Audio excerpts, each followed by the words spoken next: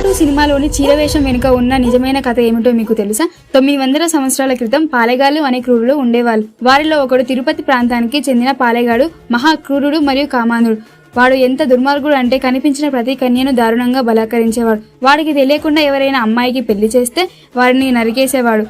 ఈ అరాచకాన్ని ఆపడానికి అవిలాల అనే ప్రాంతంలో గంగమ్మ అనే అమ్మాయి పుడుతుంది. ఆ అమ్మాయి అమ్మవారి స్వరూపం అవటంతో తన యవ్వనంలో ఎంతో అందంగా ఉంటుంది. ఈ దుర్మార్గుడి కళ్ళు ఆ అమ్మాయి మీద పడి అనుభవించే ప్రయత్నం చేయటంతో గంగమ్మ కోపంతో నిన్ను 5 రోజుల్లో చంపేస్తా అని ప్రతిజ్ఞ చేస్తుంది. దాంతో భయపడి ఆ కామాంధుడు ఎక్కడో దాక్కునేస్తాడు. గంగమ్మ 5 రోజుల్లో 5 మారువేషాలు వేసుకొని వాడిని వెతుకుతూ ఉంటుంది.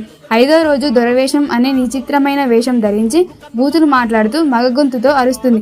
అప్పుడు వాడు ఆ అరుపులు విని బయటకు రాగానే ఆ కామాంధుని తల నరికేస్తుంది. ఈ 5 వేషాల్లో ఒక వేషం పుష్ప 2 సినిమాలోని మాతాంగి వేషం. ఇప్పుడు అందరూ చెప్పండి, అమ్మోరు తల్లి తగ్గేదే లేదని కామెంట్లో చేయండి. జై అమ్మోరు తల్లి.